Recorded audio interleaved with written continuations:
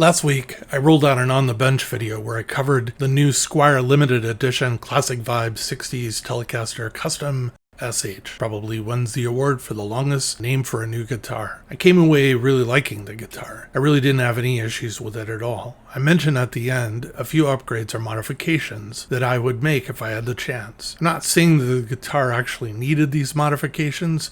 It played just fine. I'm doing the modifications because I thought it would be kind of fun to take something that I said in a flippant manner at the end of the last video and then actually do it in another video, because quite honestly, some of the things that I described weren't easy to do. Here's what I said. I would upgrade the electronics and add push-pull coil splitting on the neck pickup. It's a humbucker. Also, maybe a 4-position switch to add a series position for both pickups. I think that this guitar would look very cool to black out everything by replacing the chrome hardware, including the bridge, tuners, etc. I decided to go ahead and do it. I was lazy and purchased everything for the upgrade from Amazon.com. The links for everything are in the video description. Here's what I picked up. I picked up a Metalore black guitar string tree. Is actually 4 of them for $7.99. The thing that I really like is actually found a humbucker matte aluminum anodized aluminum pickguard made by Dobro 8-hole, and it was only $22.77. I got a Kaish black split post vintage guitar tuning keys. They were direct replacements for the ones that were already on the guitar. I bought a 4-bolt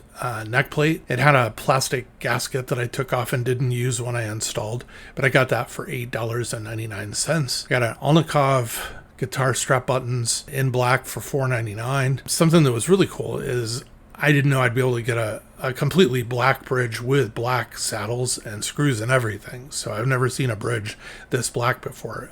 The saddles are made out of zinc. So it's made by a company called Bogart. Guitar bridge, tailpiece, 3-piece zinc saddles bridge for vintage Telecasters. I got it for only $16.99. Seems to be an okay bridge. Vintage forged black flat top barrel knobs for Fender Telecaster and Precision P bass for $12.99. And then a Kaish black brass metric guitar jack plate cover, the kind you put in with 2 screws, for only $7.99. So I got the wrong Telecaster control plate when I bought the one that I got, but it's a really nice one. It's not made for standard 3/8 inch holes that I needed for the 2 control pots. So I ended up having to drill the holes out larger. The one that came were only 32 millimeter. But again, it was a really nice quality control panel, and I've not actually seen one like that before. And the finish on it was pretty cool. It was only $9.99.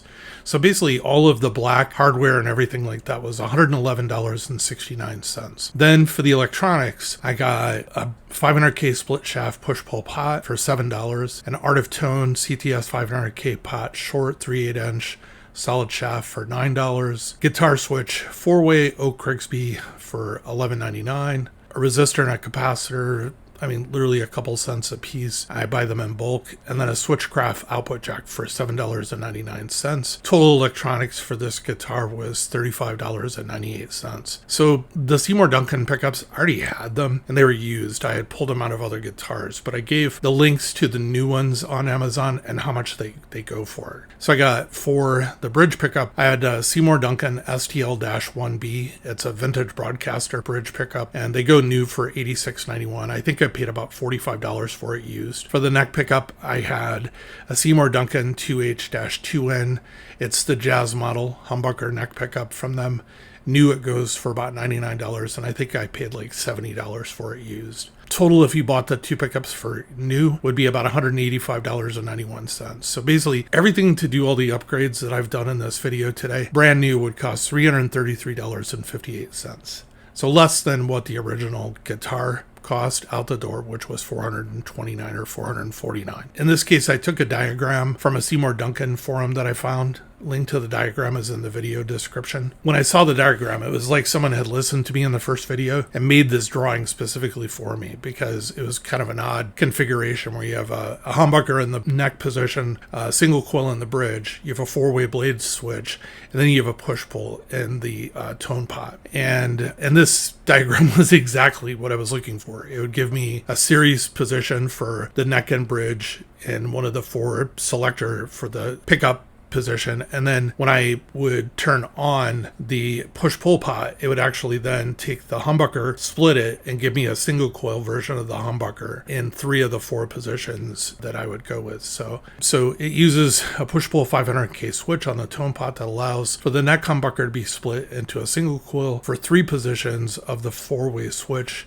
that offer the neck pickup in some combination. I get a total of 7 tones out of 2 pickups on a Telecaster, which to me is amazing. There are 2 things you'll have to get used to using the diagram or the circuit that I downloaded. One, they've got everything kind of backwards. They call it reversed. So at least if you follow the diagram literally, of which I did, it puts the tone pot where the volume pot normally is on a Telecaster and the volume pot where the tone pot normally is.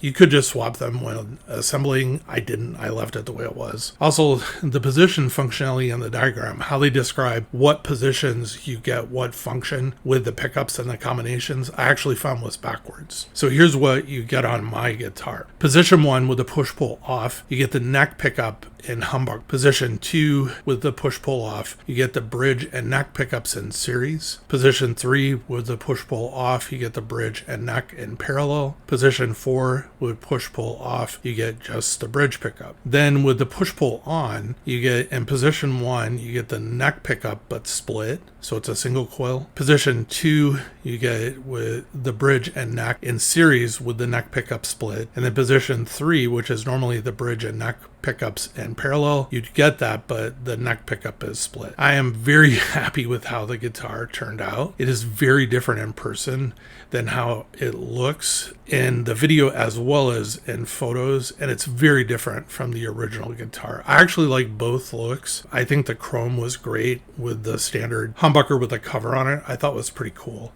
It looks kind of mean now with the humbucker without a cover because I wanted the black. And the tones that come out of this guitar are just absolutely crazy cool.